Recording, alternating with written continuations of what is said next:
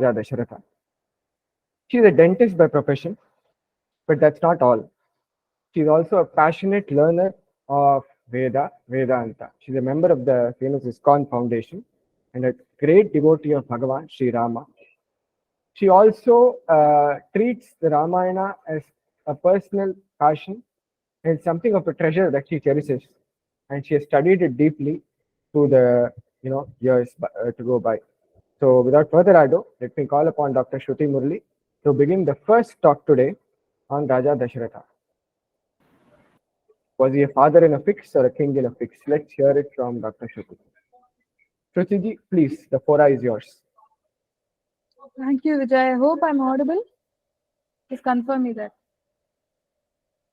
Am I audible? Oh, yes, you are Yes, audible. yes. Yes, Audible, sorry. Thank you. audible. Yeah. Ramanuja Dayapatram Jnana Vairagya Bhushanam Srimad Venkatanadarayam Vande Vedantadesikam. So, greetings to all my online attendees and members of the Bharat Narratives family today. Now, Vijay introduced me with great warmth and a touch of exaggeration, I should say. Now, if you have ever watched cricket or football tournaments, you may have noticed that the lesser-known teams, competing in the qualifiers before the main event. So, in a similar vein, this two-day workshop is commencing with me, who's a speaker relatively inexperienced, but nevertheless, I'm committed to doing justice to this session and making it as engaging as possible for the next half an hour. So, looking at our registrants, I think I'm looking at a very senior category members, some busy mothers and youngsters who might have started their Sundays with Arun Govil and Ramanand Sagar's Ramayana, and some retired grandparents who have savored the wisdom of various scholars and personalities like Krishna Premi Swami, Dushyant Sridhar, Velukiri Krishnan, APN Swami, Anantarama Dikshidhar, and so on. So now we are fortunate to have participants from across various regions of India. However, I'm primarily proficient in just a couple of regional languages, say Hindi and Tamil. So I have chosen English as the mode of communication for this workshop, though I may include some Sanskrit verses here and there, subject to time constraints. So let me see what I can do. So to begin with, the Ramayana is an epic poem which is authored by Valmiki, who is revered as the Adi Kavi, and he holds a very special place in Sanskrit literature. Now, most of the stories which we listen from Sanatana Dharma are either heard Shravya Rupam or Drishya Rupam as Natakam. Now, Ramayana, written by Valmiki, is mostly it falls into the category of Shravyam because it's in a poetic meter. But it has also been reproduced in the form of theatre as Bhasa's Abhisheka and Pratima Natakam, which will imaginatively portray the Ramayana. And it starts with mantras reference, interference in the coronation process, and so on. Now, we have a lot of renditions of Ramayana, say Ramacharitamanus, Kamba Ramayanam, Adhyatma Ramayanam, and you have a lot of saints who have sung in praise of Rama, like Bhakta Tukaram, Ramdas, Annamacharya, Tyagaraja, and so on. Now, but if you actually take the Moola Ramayanam, that is the crux of everything which we are now interpreting. Now, with a total of 24,000 verses comprising the Moola Ramayana, the distribution of verses around the different sections is quite intriguing. Balakanda, which covers the first 24 years of Rama's life in over 2,000 verses, and the Ayodhya Kanda, which is the second largest after Yuddha Kanda, will focus on the events of just 1 week in more than 4,000 verses. So, this demonstrates the in-depth exploration of the characterizations and philosophies which is found in Ayodhya Kanda. And I think it's no wonder that Shukha Brahmam actually refers to Valmiki as Tattva Dakshini in Srimad Bhagavatam. Coming from a Sri Vaishnava background, now Maya can attest to how our Acharyas have held Ramayana in high regard as the Itihasa Shreshtam. And Ramanuja, he learned the Padinettu Rahasyam, 18 secrets of Ramayana from Periya Tirumala Nambi in the foothills of Tirumala. And see, actually, these secrets are called Ashad Karani. Ashad Karani means the sixth year should not hear them. But however, to see, you all are well informed about the story of Ramayana and Dasharatha. And so, to keep my discussion quite engaging, I'm going to reference certain passages from these Rahasyas here as well. And I cannot overlook mentioning my favorite Sri Vaishnava Acharya, Sri Vedanta Desikan, and his work Abhaya Pradhana Saram, which deals with the concept of Sharanagati, surrender in the Ramayana. Now, Nyasa Vidya or the Sharanagati emphasizes completely on the surrender to the world as a primary requisite for moksha.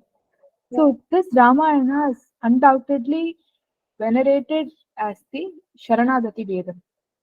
In this context, we have 11 instances in Ramayana which will actually explain the Sharanagati. But I think the one which we'll be discussing today is the failed Sharanagati, or failed, what to say, failed attempt of surrender to somebody, which we'll be saying shortly. And now, last but not the least, I would also love to quote Paduka Sahasram, which is a collection of 3,000 verses, which celebrates the unmatched reign of the only queen who ruled Ayodhya, even more flawlessly than Dasharatha or Rama. So, okay, now without any delay, I'll start my discussion about Dasharatha by delving into his lineage. The Ikshvaku dynasty ruled over Ayodhya. Now, there is an interesting connection between Ayodhya and the celestial realm of Vaikunta.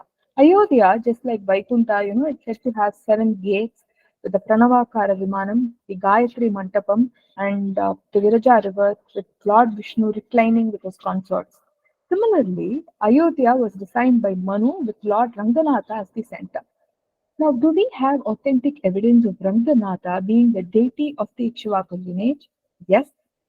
Swami Vedanta Desikan in Adhigara Sangraham will shed light on this. I think it is the 42nd Pasuram, which goes as Arada Arulamudam Puditta Koyil, Ambuyatton Ayodhi Mannarukku Alita Koyil. So, this illustrious dynasty was so revered that it received the Archa Vigraham, which was personally venerated by Lord Brahma himself. So, that was given to Ikshvaku dynasty. So, such is the exemplary lineage that Dasharatha belonged to. Within this dynasty, we have encountered remarkable kings, and one among them was Aja. Now, let's take a brief detour from the Moola Ramayana to Kalidasa's Raghuvamsha. So, there we'll be exploring the events which led up to the Dasharatha's birth before we dive into the Ayodhya Kanda of the core Ramayana narrative. Now, all Apsaras were all born while during the churning of the Milky Ocean, and they don't seem to wed either the gods or demons. So, as a result, they often visit the earth. So, one such person was Indumati. Now, she had a curse from the sage Trinabandhu. So, she undergoes a rebirth, but very compassionately, the sage permits her to be born as the princess of a Boja king. So, to be her husband, Trinabandhu chooses Aja, a man of a very suitable stature and wealth. But tragically, soon after the birth of Dasharatha to Aja and Indumati, Indumati passes away, leaving Aja as a widower. Now, Aja's character is revealed through his treatment of Indumati. He respects her by valuing not just her beauty, but her intellect as well. So, as Dasaratha grows and takes on his role as a king, Aja relinquishes his lifestyle and succumbs to an illness. So, the narrative of Ramayana is significantly influenced by the relationship which Dasharatha had with Kaikeyi, Ashwapati Maharaja, and Rama. So, I'm aiming to explore these connections in the forthcoming discussions, and hence I had to give this explanation in this context. The attachment that Dasharatha had for Kaikeyi and Rama is the central theme, so around which the entire Ramayana revolves around. And this is one of the rahasyams which Ramanuja actually acquired from his maternal uncle. It is called as Ragam. Ragam means attachment. Viragam, we call it as Viragadabam. Viragadabam means the detachment. So this Ragam, this attachment which Dasharatha had for Kaikeyi was very much similar to what Aja had for Indumati. So he was heavily influenced by his father in this regard. So this introductory concept actually helps establish how Dasharatha, despite upholding his father's legacy as a very virtuous and capable ruler, was bound by the complexities of love and karma. Following this, I would like to explore the origins of Dasharatha's name. Initially, he was named as Dharmaraja. But as I mentioned earlier, Valmiki Ramayana is in a very poetic meter. So these metaphorical names are quite common. Dasharatha is one such name, just like how you give a title of Janaka to Siratvaja. Now you can interpret it as signifying his strength to manage 10 chariots at one time, or his capacity to navigate his chariot in 10 different directions simultaneously. Now, I'm leaving this to your perspective. In Rajaji's version of the Ramayana titled Chakravarti Thirumagan, Rama is referred to as the son of the Chakravarti, which signifies one who can skillfully steer the wheel. So it quite aligns with the name of Dasharatha. So I wanted to bring this up. Now, in Valmiki's Ramayana, Dasharatha's rule is characterized by virtuous and just governance. So, under his rule, the kingdom prospered, the citizens enjoyed peace and prosperity, and this virtuous rule sets the stage for the events that unfold in the epic as his devotion to dharma and love for his sons drive the narrative forward. So, any capable ruler undoubtedly embodies qualities of intellect, wisdom, dharma, willpower, memory, eloquence, shastric knowledge, physical fitness, and so on. So, I'm going to delve into each one of these attributes. So, in this discussion on Dasharatha. Now, Dasharatha was a devout believer in scriptures and rituals, and his lineage was adhering to the Shukla Yajurveda. He sought the expertise of Rishi Shringa to perform the Putra Kameshti ritual, which was a part of the Atharvana Veda. So he appointed Rishi Shringa to come and perform it. I think today a lot of questions are being raised if someone, especially a ruler, especially a prime minister, follows his own religion. But that's how a ruler had been in the past. So we need to accept that. So, an episode from Balakanda, which I would like to highlight here, which underscores Dasharatha's wisdom, is when the Agni Purusha presents him with the sacred porridge. He divides it by giving 50% to Kaushalya, 25% to Sumitra, and 12.5% to Kaikeyi. So, he has the remaining 12.5% in hand.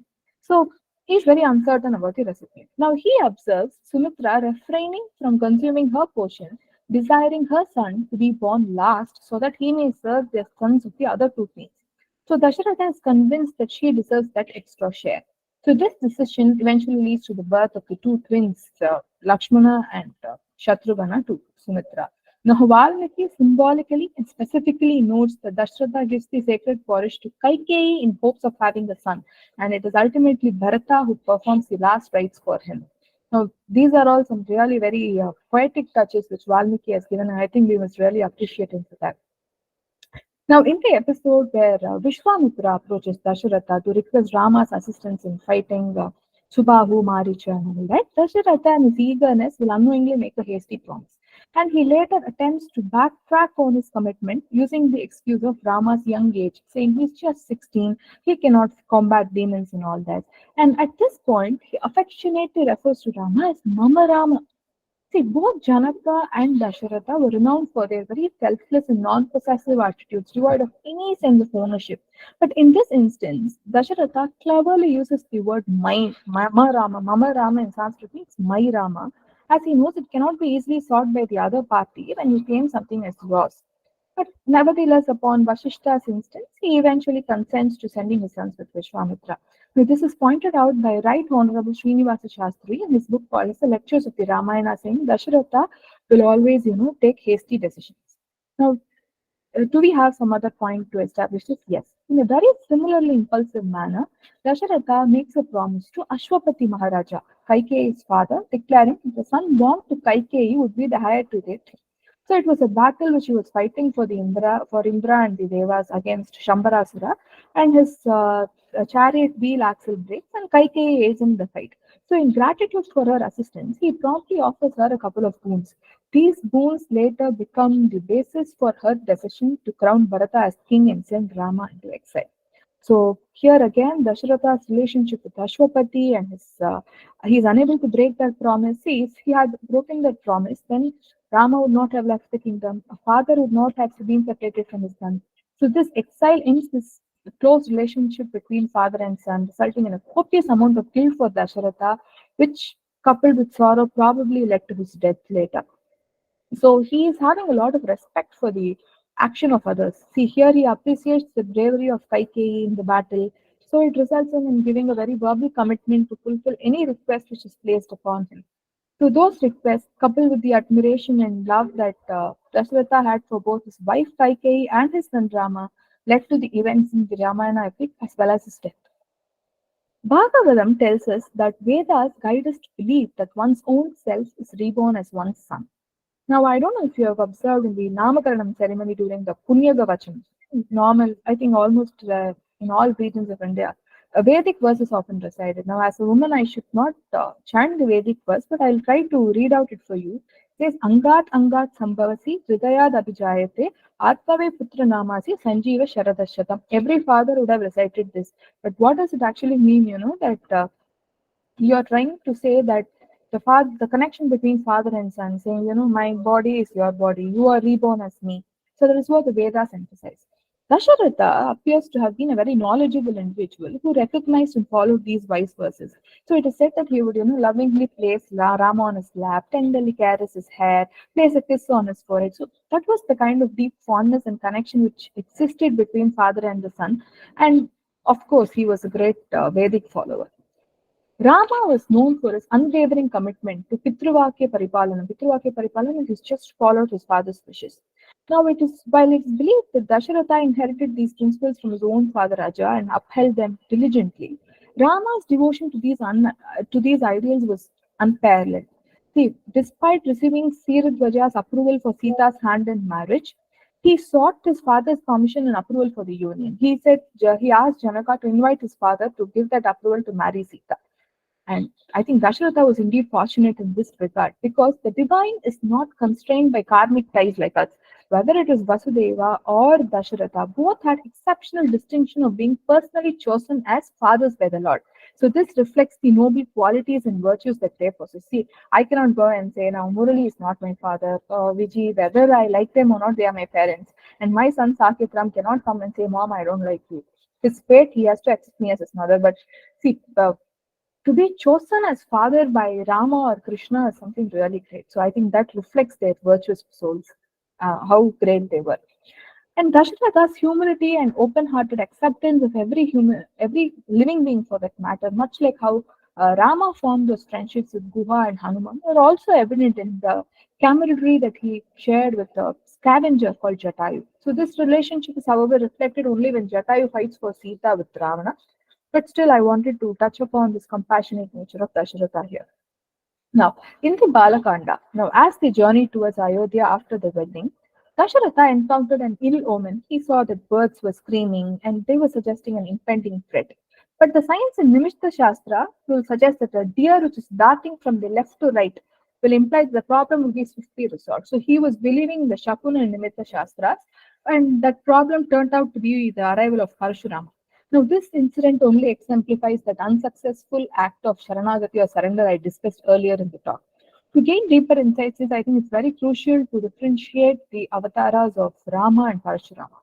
Rama and Krishna are the only two Purna avatars of the Lord, where the divine descends to earth personally to reinstate lost dharma. On the other hand, Parashurama is considered a Shakti Avashya avatar, where a specific divine energy is infused into an otherwise ordinary individual to fulfill a mission for the sake of dharma. Now, Parashurama embodies anger personified, and thus Dasharatha's surrender to him to spare the newlywed Rama didn't prove much effective. Instead, Parashurama challenged Rama to break the Vishnu Dhanush. So, moving on to the next incident, Kalidasa poetically describes how Dasharatha came to realize his old age. Having ruled for 60,000 years, he noticed strands of grey hairs on his side locks. But however, Valmiki reiterates Dasharatha's faith in astrology. Valmiki Ramayana states that Dasharatha had noted that Mars, Sun, and Rahu were aligning with Dasharatha's birth star, which was considered an unfavorable omen for a ruler. So he wanted to expedite Rama's coronation. While he indeed desired Rama to ascend the throne, Dasharatha was a fervent proponent of democratic principles. So he convened the citizens of Ayodhya and sought compelling reasons to establish Rama as the rightful heir to the throne. So in the rule of Ikshvakus, like how we find today, there is no tolerance for nepotism. And the collective voice of people held immense significance in the decision-making process. When Dasharatha decides to make Rama as Yuvaraja, he makes the following announcements to the people of Ayodhya. He calls it as Chaitra Shriman Ayam Masaha Punya Pushpita Kananaha. Why was Chaitra Masa? He could have said simply as Chaitra Masa. He called it as Shriman Masa because he had such an intellect that he was saying the Shriman is going to be born today in this month of Chaitra. He is going to be coronated in this month of Chaitra, where he is that Seshi to whom all the Seshas, we all servants, are going to ultimately surrender. So he had that insightful wisdom. And furthermore, he followed Vashishta's guidance and scheduled the coronation and auspicious Pushya star day, which holds even great significance today in Ayurveda for commencing any treatment or important activities. Now, I will swiftly take you through the key events of Ayodhya Kanda involving Maharaja Dasharath. And I think I'm going to thank Vijay for all these captivating images and insightful snippets, which we have compiled from the flipbook which was created over the years by Vijay Krishnan himself. So you can access these resources on the website, or probably the link will be shared with you in the chat shortly. Now, when Dasharatha resolves to crown Rama, he summons his son and shares his decision with him. And notably, he has taken a deliberate step to exclude two individuals from the invitation list. One was Janaka, for which I don't think I knew the reason. I think one of the panelists could discuss this. Another was KK Raja Ashwapati, because the Bharata was there. So he didn't want Bharata to know of this coronation process, so he didn't invite Ashwapati, and also he's breaking that promise of making Bharata as the higher. Now, when Rama inquires about Bharata's absence, Dasharatha's response truly stemmed from animosity towards Bharata. It was reflecting his deep apprehensions regarding Kaikeyi and the potential actions, which was driven by an intense, misguided love for Rama. And after Dasharatha selects Rama as his successor, the city of Ayodhya is filled with jubilation. And but however, Kaikeyi soon intercedes. You know about how Mantra comes and persuades her to ask for Bharata to inherit the throne. And given Rama's status as Dasharatha's favorite son, convincing him to alter his decision is no easy task. However, Kaikeyi manages to secure Bharata's claim to the throne by invoking the two boons she previously promised to her, and she uses these wounds to exile Rama for 14 years, making Bharata the kingdom's new ruler. Upon receiving Kaikeyi's request, Dasharatha is very deeply distressed, and he is torn between his commitment to her and his love for Rama. And Kaikeyi very skillfully references instances from their ancestral lineage, saying promises were upheld by Shivi Chakravarti, by King Alarka, and how come you are coming from this lineage and you are not following it? And she was she simply overwhelmed Dasharatha with these things. He starts to plead with her. He falls, but all those pleas, falls on deaf ears. Very frustrated and desperate, he resorts to harsh words and likening her to a cobra which he had mistaken for a harmless spotted deer. That's exactly how Valmiki puts it.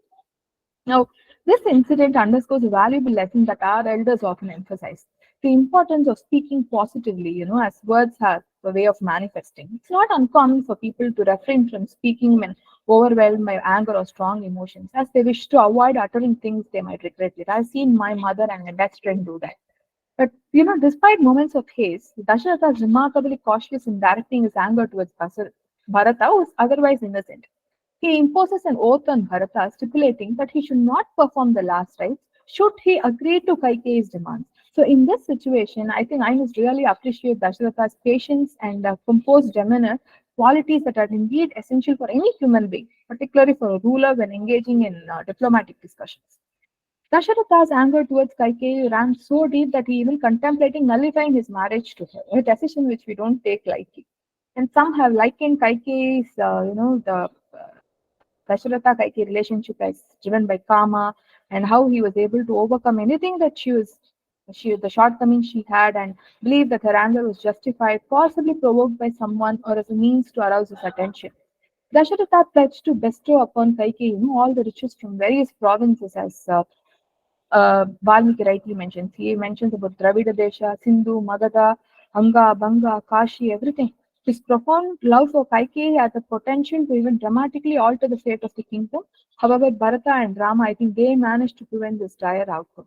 When Kaikeyi requested for two boons, Dasharatha found himself obligated to grant them both. But although Rama chose to honor exile, Bharata went against his mother's wishes and willingly relinquished the throne. So he recognized the seniority and superiority of Rama and made the rightful choice. Now, back to the story, Sumantra was summoned. He facilitated the arrival of Rama, and Rama was steadfast when it came to accepting his father's decision to exile him. Pitruvakya Paripalan Ram, that's exactly what he was living up to. So when Rama learns about his exile, he goes to King Dasharatha and simply agrees to leave the kingdom to minimize his father's guilt. So despite Rama's brother, Lakshmana, Kaushalya, they all flee for him to stay in the kingdom.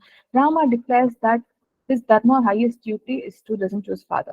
So when questioned by his mother Kaushalya, he cites two notable examples of Pitruvakya Paripalan. One is Parashurama, who beheaded his own mother Renuka following Jamadagni's words, and another of Kandu, who obeyed his father's directive to slaughter a cow despite incurring the sin of Gohatya Papa. Then Rama informs his wife Sita of his departure, but she, being a Pativrata, she wanted to follow Rama into the woods. She persisted on accompanying him. So despite all this, here what we find is Rama's commitment to his father's wishes. This is exemplary and rooted in profound principles of Dharma. So I think during this two-day workshop, we might not delve into Sumitra, but she is indeed an exemplary figure who possessed a profound understanding of life's true philosophy. Her blessings to Lakshmana are in themselves a rich source of wisdom. And there were just two lines which I think will appear on your screen shortly. She says, Ramam Dasharatham Vitti, Mam Vitti Janakatmajam, Ayodhyam Atadim Vitti, Dachata Atvat Tatasukam. She says, from now on, Lakshmana, for you, Rama is Dasharatha. Sita is your mom. Go and follow them. Commentaries ran pages for these two lines in an attempt to unravel the hidden philosophical depth within her words. If you were to ask me, the essence of surrendering to the divine couple is eloquently encapsulated in these two lines. This is for us to say, see, he is Divya Tampati, you have to surrender to them. That is what Sumitra tells you.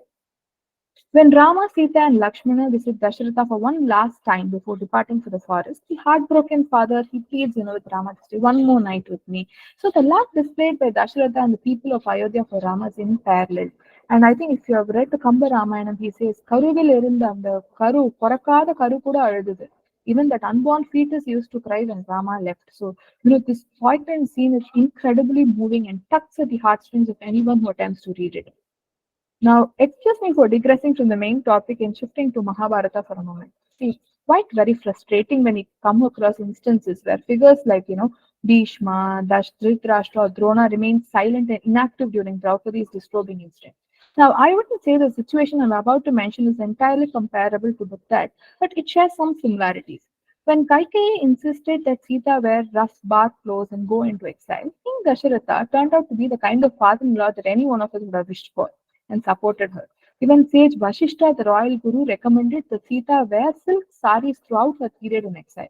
Now, this contrast between the characters and actions we observe in Treta Yuga and Dwapara Yuga is quite striking, and it makes one wonder if we can even have such meaningful comparisons in the Kali Yuga. So, furthermore, Rama's acknowledgement of Dashratha's love and care is evident in a verse in the Aranya Kanda. Now, he observes that, Lakshmana's hospitality towards them in the forest resembles how Dashratha had cared for them back at home. So he expresses his sadness for the fact that only Lakshmana had lost his father, and he acknowledges Lakshmana's role as a father figure to him. This verse, which says, Bhavajnena Kritajnena Dharmajnena Cha Lakshmana, Vaya Putrena Dharmata Na Samritaha Pita Mama. Kutal is being built by Lakshmana in Chitrakoot, and even without Rama or Sita telling him, he has built a private room for them. So Rama realizes that see how this boy is so dotingly caring for me, like how my father did. This is a very cute thing to see. And Dasharatha, he requests Sumantra to ensure that Rama's life in the forest is comfortable. But Kaikeyi, however, she ensures that Bharata doesn't return to an empty Ayodhya kingdom when Rama would anyway have not accepted those riches. Still, I wanted to mention that. Now Sumitra takes them away in the chariot, and Rama bids a very heartfelt goodbye to his Janmabhoomi, expressing his desire to return to his parents after 14 years. The people of Ayodhya follow them, but with the assistance of Guha, they manage to depart overnight, eventually reaching the Dandaka forest. Back in Ayodhya, Dasharatha loses all his strength and collapses in Kaushalya's arms. The two of them probably grew closer than they have been in years as they mourn Rama's departure. Initially, it appears that Dasharatha's decision to send them away is, causing unnecessary suffering. But however, it becomes evident that this painful act is a means of fulfilling an old curse that had been placed upon them. And in this way, Dasharatha is resolving his karmic debts, dispelling the negativity that had surrounded him. And additionally, Rama conditionally, repeatedly emphasizes that this exile is destined and advises against struggling as it may ultimately lead to positive outcomes. Now, this mindset holds great significance for all of us. We often witness, long queues of people outside temples during planetary transitions or payachis, however you call them. See, I'm not ridiculing people's belief, but it's essential to acknowledge that we experience a manifestation of our own karmic debts. Now, embracing this understanding can provide us with mental peace and greater acceptance, leading to a more harmonious life. It's through enduring these challenges that we can purify our karma and ultimately reach God. That's what I personally believe in. So, as Dashratha's held victorious, he conveys to Kaushalya, Rama me anugata drishti. See, you can interpret as saying Rama is taking away my eyesight. So he says, I have lost my eyesight. Come and touch me. See, my senses are all going. I'm dying. So It was reflecting his impending death and suggesting that it was a very beautiful touch, that metaphorical nuance which was crafted by Valmiki, which is truly remarkable and deserves our contemplation. He says that, see, the divine soul is departing from Ayodhya. So, divine soul is departing from the body. Now, the Jivatma has to follow. These are all just classic touches by Valmiki. And 6 days pass after Rama's departure when Dasharatha finally laments to Kaushalya. And during that moment, he provides a very valuable insight into this concept of karma. He reflects on how he took joy in caring for a palasha tree for its leaves. For the foliage was very beautiful, but he neglected to water a mango tree which is bearing fruit. So it's a very powerful example to illustrate the principle that we inevitably reap the consequences of our actions. A profound lesson in the workings of karma. Now, King Dasaratha finds himself unable to see sleep, and he recalls a curse that had been passed upon him in his youth. So, this was invoked by a blind father of the child Shravana Kumara who had been accidentally killed by Dasaratha. He used a shastram called Shabda Vedi, which followed sound. So, he mistook it for an elephant. He mistook the sound of Shravana Kumara for an elephant. He shoots at him, and a curse was executed by them, and that was a very tragic incident. Now, this curse foretold the manner of Dasharatha's own demise, a result of the profound sorrow caused by the loss of a beloved son. Now, he vividly remembers this curse and shares it with Kausalya, and he rationalizes that Rama's exile to the forest was a part in actually actualizing this curse. As a mother, Kaushalya is too much stressed for Dasharatha's story, so she listens to Dasharatha and sleeps. But the king eventually dies in his sleep in the midnight. So, this is Valmiki's way of creating a lonely end to a king who was known as a good ruler. Now, Valmiki masterfully has employed the character of Dasharatha to impart a comprehensive lesson on life's do's and don'ts. He skillfully covers a wide array of aspects that humans encounter in their journey throughout life, providing real life examples from Dasharatha's experiences. So this makes Dasharatha a very pivotal character in the Ramayana, offering valuable insights and guidance for navigating the complexities in our life. So I think I have made justice by explaining these things to you today, because I feel that Dasharatha is one main character. Though Rama is a hero, Sita is your heroine, Ravana is these days in Tamil Nadu, I think Ravana becomes the hero. But still, I would say Dasharatha is my hero because he teaches you every little bit of life. So I think with this, I'm going to planning to close. And I really thank for this opportunity. Thanks for patiently listening to me. And elders, please uh, forgive me if I've made some small errors here and there. कायेन वाचा मनसेन्द्रियैव बुद्धात्मना वा प्रकृते स्वभावात् करोमि यद्यत् सकलं परस्मै नारायणाय इति समर्पयामि. कवितात्मिकसिंहाय कल्याणगुणशालिनी श्रीमते वेङ्कटेशाय वेदान्तगुरवे नमः. Thank you. Yeah. Thank you very much, Dr. Shruti, for that